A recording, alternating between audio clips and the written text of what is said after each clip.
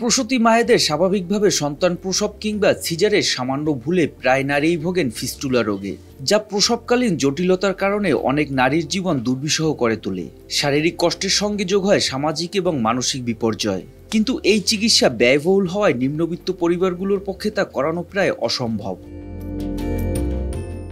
আর doctor সাহেবা সরকারি চাকরি জীবনে এ ধরনের রোগীদের সেবা দিতে গিয়ে সম্মুখীন হয়েছেন এসব পরিবারের আর্থিক বাস্তবতার সাথে। তাই অবসরের পরে তিনি নিজের প্রভিডেন্ট ফান্ডের টাকা দিয়ে 2012 সালে প্রতিষ্ঠা করেন মামস ইনস্টিটিউট, যা একটি দাতব্য প্রতিষ্ঠান হিসেবে ফিস্টুলা রোগীদের বিনামূল্যে চিকিৎসা সেবা প্রদান করে আসছে।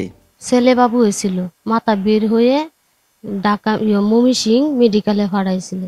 বাদে ময়মনসিংহ মেডিকেলে 2 ইঞ্চি করে বাচ্চা আছে, বাদে 14 দিনে নল দিছি। নলে দাঁড়াতে এরকম হোয়াটসঅ্যাপ যত্ত এই জায়গা না গরিব মানুষ মাগনা চিকিৎসা পাইছি। জি নাম গরিব মানুষ। দেশের বিভিন্ন স্থান থেকে ফিস্টুলা রোগীরা এখানে এসে বিনামূল্যে চিকিৎসা পান। প্রতিষ্ঠানটি রোগীদের যাতায়াত, খাবার ও ওষুধের খরচও বহন করে। বাচ্চা হইতে যায় পরবর্তী যে ওনাদের প্রস্রাব ঝরে বা অনেকের পায়খানা চলে আসে, সে মা গরিব অসহায় মা বোনরা আমাদের এইখানে আসেন। আমরা তাদেরকে সব রকমের সুযোগ সুবিধা প্লাস আমরা ট্রিটমেন্ট দিয়ে থাকি সম্পূর্ণ বিনামূল্যে। ওনাদের তো হচ্ছে বাহিরে ক্লিনিকে বা অন্য কোথাও এই ব্যয়বহুল চিকিৎসা করার সামর্থ্য ওনাদের হয় না।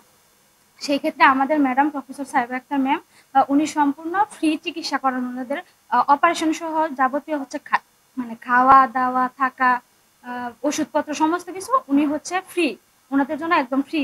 এছাড়া ফিস্টুলা চিকিৎসায় অন্যান্য ডাক্তার ও নার্সদের প্রশিক্ষণও প্রদান করা হয়, যাতে সারা দেশে এই সেবা বিস্তৃত হয়।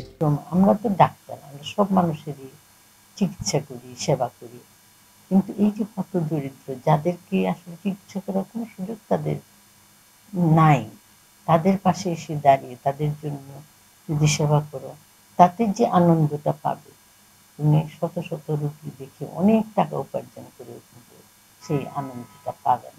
মামস হসপিটালে আগত চিকিৎসকরা সবাই বিনামূল্যে অপারেশন সহ চিকিৎসা সেবা দিয়ে যাচ্ছেন। এভাবে দেশের সকল চিকিৎসকরা দুস্থ রোগীদের সেবায় এগিয়ে এলে হয়তো বিনা চিকিৎসায় আর মারা যাবেন না একজন রোগীও। মোহাম্মদ সায়েম, RTV।